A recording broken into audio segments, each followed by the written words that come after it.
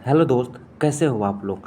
और आज मैं आपको टाटा पावर शेयर के बारे में बताने वाला हूँ।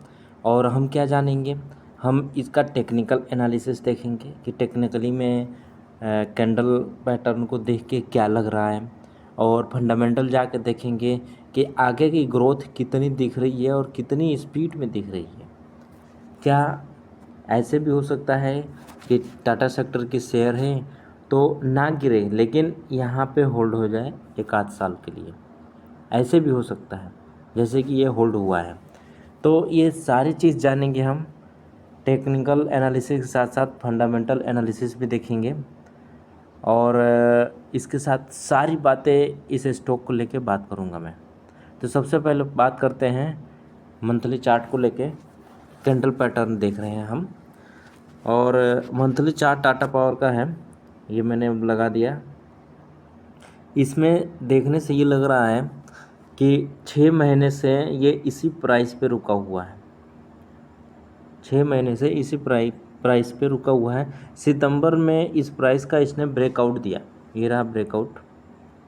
और अभी जब मैं वीडियो रिकॉर्ड कर रहा हूँ उस टाइम का ये रेड कैंडल बना हुआ है। तो बाइंग हमारे ये अपने बाइंग जोन पे खड़ी है। 471 रुपये पे इसका बाइंग जोन है और वहीं पे मार्केट खड़ा भी है। अब हमें क्या करना है, मंथली क्लोज अगर इस लाइन के नीचे दे देता है, मंथली क्लोज अगर इसी लाइन के नीचे दे देता है, जैसे कि ये लोग सारे इस लाइन के नीचे खड़े हैं, तो अगर हमारी होल्डिंग है तो होल्डिंग बना के रखो।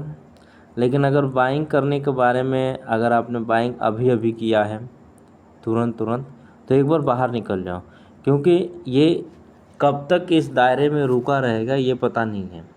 क्योंकि ब्रेकआउट तो दिया है लेकिन उस तरह का ब्रेकआउट नहीं दिया है कि वो तुरंत ऊपर चला जाए। मार्केट की कंडीशन उतनी बढ़िया नहीं है। मार्केट रोज़ 300 पॉइंट, 400 पॉइंट, 500 पॉइंट ऐसे गिर रहा है। तो उस कंडीशन में ये रेड कैंडल बनी है, तो मार्केट की भी कंडीशन ठीक नहीं है। और ये भी 6 महीने से इसी प्राइस पे रुका हुआ है, ना ऊपर जा रहा है ना नीचे जा रहा है, वहीं पे रुका हुआ है।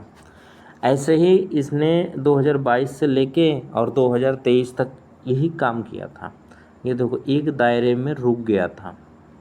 अब उसमें जितने लोगों ने खरीदे होंगे वो सारे वेट कर रहे थे कि अब ऊपर जाएगा, अब ऊपर जाएगा, अब ऊपर जाएगा, लेकिन ऊपर नहीं जा रहा था। जब 2024 आया तब ही ऊपर गया ये। तो ऐसे भी हो सकता है कि अगर आप उस टाइम भी मैंने लाइन खींचा था, ये देखो उस टाइम भी ये लाइन के जब उसने ब्रेकआउट दिया था तब मैंने लाइन खींचा था। और लाइन खींचने के साथ साथ वो ब्रेकआउट भी उसके हिसाब से था और वहाँ पे 3 कैंडल इसी लाइन के आसपास बना के रुका रहा, मतलब 3 महीने। देखो ये ब्रेकआउट दिया, फिर यहाँ पे आया, फिर वहीं पे ग्रीन कैंडल बना के दोबारा ब्रेकआउट दिया, उसके बाद से ऊपर गया। तो ये भी हो सकता है कि आपका ये वाला सिचुएशन यहाँ पे दिखे, ये वाला सिचुएशन यहाँ पे दिखे।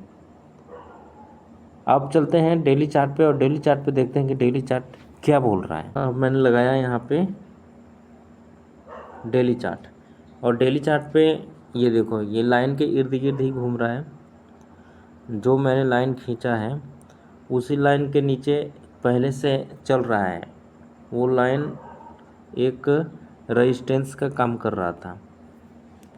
अब उसने ब्रेकआउट दिया और ब्रेकआउट देके और उसी लाइन के आसपास अभी भी सपोर्ट लेने की काम कर रहा है। अगर यहीं पे रुका रहा तो जो रेजिस्टेंस का काम कर रहा था अब वो सपोर्ट बन जाएगा। 471 रुपये अब सपोर्ट बन जाएगा। तो इस तरह ट्रेड कर रहे हैं हम।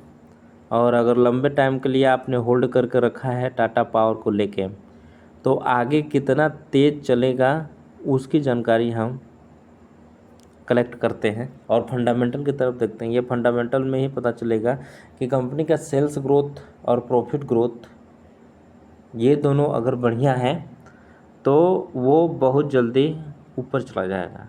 अगर ये दोनों बढ़िया नहीं है तो वो रुक रुक के धीरे धीरे चलेगा। कितने टाइम में ऊपर जाएगा ये हम कुछ कह नहीं सकते। ये टाटा पावर के फंडामेंटल साइड पे आ गए। और यहाँ पे अगर 52 वीक हाई देखें, एक साल का हाई देखें तो 494 रुपये हैं, और एक साल का लो देखें तो 230 रुपये हैं। ये एक साल में लगभग डबल हो गया है। अब फंडामेंटल की अगर बात करूँ मैं, तो अगर इसका मार्केट कैप देखा जाए तो मार्केट कैप 1,50,724 करोड़ का मार्केट कैप है, और डिविडेंड देता है लेकिन बहुत ही कम, 0.42% का डिविडेंड देता है। मेन बात अब यहाँ से चालू होती है, अगर इसके ऊपर कर्जे की डेट की अगर बात किया जाए तो डेट इसके पास 19,526 करोड़ का डेट है, और कैश इसके पास पड़ा हुआ है 618 करोड़ रुपए का कैश पड़ा हुआ है। तो मतलब डेट भी मार्केट कैप के हिसाब से और कैश के हिसाब से अगर देखा जाए तो डेट कुछ ज़्यादा नहीं है, इसलिए इसमें प्रमोटर होल्डिंग 46% की प्रमोटर होल्डिंग है। पावर सेक्टर की कंपनी है, 46% की प्रमोटर होल्डिंग है। सेल्स ग्रोथ की बात किया जाए तो 13% का सेल्स ग्रोथ है, जो कि मैं यहाँ पे इसी की बात कर रहा था कि सेल्स ग्रोथ और प्रॉफिट ग्रोथ दो अगर सही से चल रहे हैं तो आने वाले दिन में शेयर ऊपर चला जाएगा। अगर प्रॉफिट ग्रोथ के बारे में अगर बात करूँ तो ये माइनस में चल रहा है। ऑल ओवर टाटा पावर को लेकर अगर देखा जाए तो प्रॉफिट ग्रोथ इसके -31% चल रहा है। यही रीज़न है कि ये एक रेंज में ही चलता है, धीरे धीरे ऊपर जाता है, क्योंकि ऑल ओवर सेल्स ग्रोथ तो चलो ठीक है 13% के प्रॉफिट में चल रहा है, ये रहा सेल्स ग्रोथ। लेकिन प्रॉफिट ग्रोथ की बात किया जाए, ऑल ओवर जो प्रॉफिट निकलती है उसकी अगर बात किया जाए तो ये -31% में चल रहा है। ये जब तक प्लस में नहीं आएगा तब तक उस तरह का मोमेंटम नहीं दिखेगा। अगर आपको देखना है ना कि सेल्स ग्रोथ और प्रॉफिट ग्रोथ जब बढ़ती है तो शेयर किस तरह से ऊपर चलता है, तो जोमेटो को लेकर मैंने वीडियो बनाया था। आप जोमेटो का मेरा वीडियो देखो, उसमें आपको पता चलेगा कि उसकी सेल्स ग्रोथ कितनी है और प्रॉफिट ग्रोथ कितनी है। उसके हिसाब से देखो वो किस हिसाब से वो चल रहा है। तो ऐसे शेयर जब मिलते हैं तो ही जाके हमें तगड़े प्रॉफिट कम टाइम में होता है। अब इसमें क्या है, ये आपको ज़्यादा लॉस नहीं देगा तो ज़्यादा प्रॉफिट भी नहीं देगा, आपको रोक के रखेगा वहीं पे। अब कितना दिन तक रोक के रखेगा ये पता नहीं है। अगर बात किया जाए आरओई तो 15% का है, और आरओसी की बात किया जाए तो 13% का है, मतलब ये दोनों ठीक है। प्रमोटर होल्डिंग 50 से कम है तो उतनी बढ़िया नहीं है, 50 से ज़्यादा प्रमोटर होल्डिंग होनी ही चाहिए। अगर कंपनी बढ़िया है तो प्रमोटर होल्डिंग 50 से ज़्यादा ही होनी चाहिए।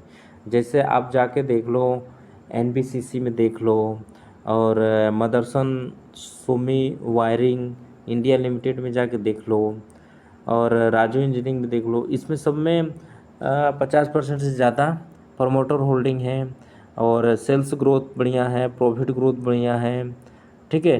कंपनी के ऊपर कर्ज भी जीरो है, उनके पास कैश भी पड़ा हुआ है। तो ये सारी चीज़ें मायने करता है कि कंपनी के ऊपर कर्जा कितना है, कंपनी के पास कैश कितनी पड़ी हुई है, प्रमोटर होल्डिंग कितनी है, सेल्स ग्रोथ कितना है, प्रॉफिट ग्रोथ कितना है। ये सारी कंपनी के ऊपर मैटर करता है कि आने वाले दिन में कंपनी कितनी जल्दी ऊपर चली जाएगी कि नहीं जाएंगे। अब ये क्या है, इसमें ऑल ओवर अगर प्रॉफिट ग्रोथ देखा जाए तो इसका माइनस में चल रहा है, मतलब ये कंपनी रुक रुक के चलेगा, ज़्यादा नहीं चलेगा, चलेगा फिर रुक जाएगा, फिर चलेगा भी तो उतनी स्पीड में नहीं चलेगा जितनी चलनी चाहिए। तो अच्छा खासा है कि मार्केट में बहुत सारे ऐसे स्टॉक हैं जिनके फंडामेंटली बहुत ही बढ़िया हैं। अगर हम उसमें निवेश करते हैं, आगे बढ़ते हैं, एनालिसिस करते हैं तो हमें बहुत कुछ सीखने को मिल जाएगा, बहुत कुछ हासिल हो सकता है। तो अगर आपके पोर्टफोलियो में भी इस तरह के स्टॉक है जो काफ़ी दिनों से रुके हुए हैं और नहीं चल रहे हैं, तो आप मुझे नाम कमेंट करें, मैं उसको बताऊंगा कि वो आगे कितना चलेगा, और चलेगा भी तो किस स्पीड से चलेगा। क्या वो जोमेटो की तरफ फास्ट चलेगा, क्या इंडिया होटल की तरफ फास्ट चलेगा, क्या राजू इंजीनियरिंग की तरफ फास्ट चलेगा या नहीं चलेगा। तो इस तरह मैं आपको वीडियो पूरा कवर करके दूंगा। तो मिलते हैं हम नेक्स्ट एपिसोड में, तब तक के लिए थैंक यू।